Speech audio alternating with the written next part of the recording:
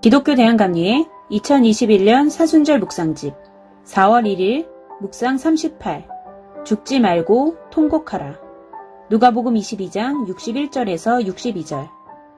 주께서 돌이켜 베드로를 보시니 베드로가 주의 말씀 곧 오늘 다 굴기 전에 내가 3번 나를 부인하리라 하심이 생각나서 밖에 나가서 심히 통곡하니라. 아멘. 고난주간의 목요일입니다. 이날은 유월절 절기가 시작되는 날이었습니다. 예수님은 제자들과 함께 유월절 식사를 하는 자리에서 빵과 포도주를 통해 자신이 누구인지를 분명하게 드러내십니다. 예수님은 온 인류의 죄를 대속하기 위해 찢겨야 할 살이요, 흘려야 할 피였습니다. 물론 제자들은 이 말씀의 의미를 전혀 이해하지 못합니다. 이 유월절 식사는 여러 면에서 제자들에게 잊을 수 없는 사건이 되는데 우선 가룟 유다가 예수님을 팔아 넘기기 위해 중간에 뛰쳐나갑니다. 그런 다음에 예수님께서 베드로에게 충격적인 예언을 하십니다. 오늘 닭이 울기 전에 네가 나를 3번 부인할 것이다. 이 말씀에 베드로는 헐쩍 뛰면서 주님과 함께 죽으면 죽었지 결코 부인하지 않을 것이라고 큰 소리 칩니다.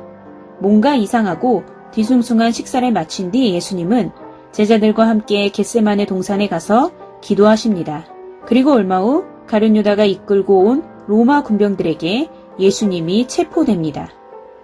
대제사장의 집에 끌려가신 예수님은 온갖 모욕과 멸시와 고문을 당하며 짓밟히기 시작합니다. 그 모습에 가룟 유다는 자신의 행동을 후회하며 스스로 목숨을 끊습니다.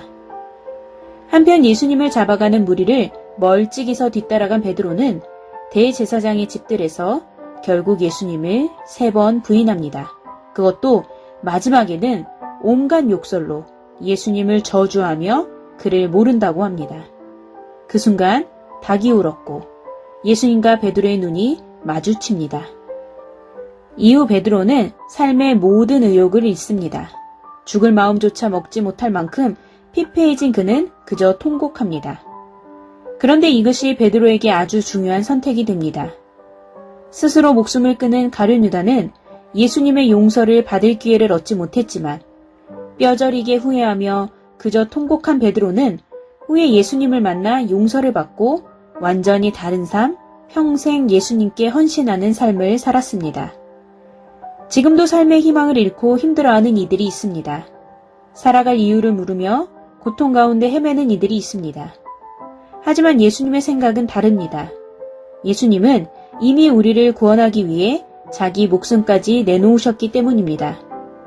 참을 수 없이 힘들 때 베드로를 생각해 봅시다.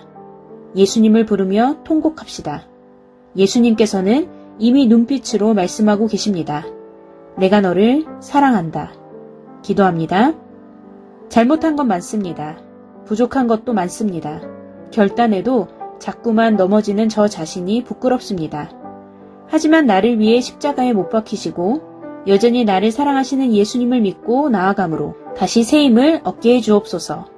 예수님의 이름으로 기도합니다. 아멘.